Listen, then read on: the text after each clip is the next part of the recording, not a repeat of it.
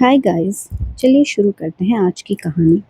शहर का शापित बाजार और जिन का कहर है जिसका टाइटल। पुराने शहर में एक पुराना बाजार था जो लोगों के लिए एक राज बन गया था। दिन में ये बाजार एकदम लाइवली होता, लोगों की भीड़, हॉकर्स की आवाज़ें और हर तरफ रोशनी। लेकिन जैसे ही सूरज ढलता, वो बाजार एक अजीब और खौफनाक जगह में बदल जाता। सबको पता था कि रात को वहाँ सिर्फ एक ही चीज़ की हुकूमत चलती है, एक भयानक जिन।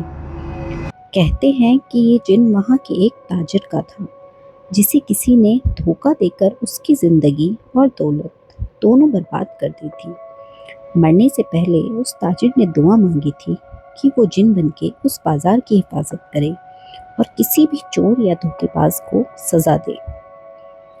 ये कहानी सुन के तीन दोस्त अर्जुन, फैज और करण, उन तीनों ने सोचा कि वो भी एक एडवेंचर करें। अर्जुन सबसे डेयरिंग था और उसने अपने दोस्तों को कहा, बस अफवाह है, ये सिर्फ लोगों को रात में अंदर जाने से रोकने के लिए है। फैज और करण पहले थोड़ा डर गए, पर अर्जुन के कहने पर वो राजी हो गए। रात के 12 बजे तीनों अपनी टॉर्च लेकर बाजार के अंदर घुसते हैं। अंदर घुसने की देर थी कि वो हवा में एक अजीब सी ठंडक और खामोशी महसूस करने लगी। कहीं दूर से हल्की घंटी की आवाज आ रही थी, जैसे कोई पूजा घर में हो। तभी अर्जुन की नजर एक पुरानी दुकान पर पड़ी, जिसमें कुछ कीमती चीजें अब तक रखी थी।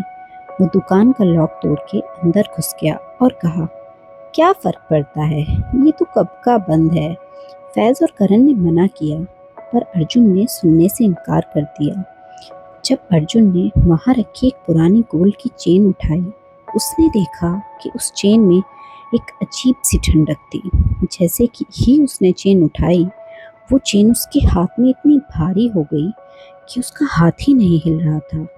एक धमाके की आवाज हुई और तीनों ने देखा कि वो चेन अब उसके हाथ में छुड़ाए नहीं छोड़ रही थी।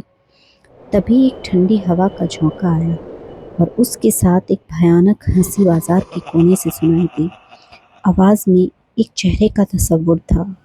वो जिन का चेहरा था, जो धीरे धीरे से सामने आ रहा था। उसकी आंखें एकदम लाल थी और चेहरा किसी नीला धुंध में लपेटे हुए था, जैसे वो दुनिया से बिल्कुल अलग हो। फैज और करण की हालत खराब हो गई, पर अर्जुन अब भी दबाव में था। उसने जोर से कहा, हमें कुछ नहीं होगा, ये सब बस हमारे दिमाग का खेल है। लेकिन वो जिन एक तीखी आवाज में बोला, इस बाजार में तुमने चोरी की है, इसकी सजा तुम्हें मिलेगी। यहाँ से अब तुम अपनी मर्जी से नहीं निकल सकते। एक पल में वो जिन उनके बिल्कुल करीब आ गया और अपना हाथ अर्जुन के सर पर रखा। अर्जुन की आंखों में एक अजीब सी धुंध छा गई और उसकी आवाज़ बंद हो गई। तभी फैज और करण ने देखा कि वो जिन अब एक सफ़ेद फॉग में तब्दील हो गया और उस फॉग ने अर्जुन को ढक लिया।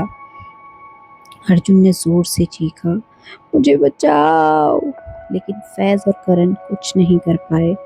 वो जिन के चक्कर में वापस भाग भी नहीं पाए, क्योंकि उनके इर्द गिर्द एक दीवार सी खड़ी हो गई थी। तभी उस जिन की आवाज़ आई, तुम लोग भी उसके गुनाह में शरीक हो।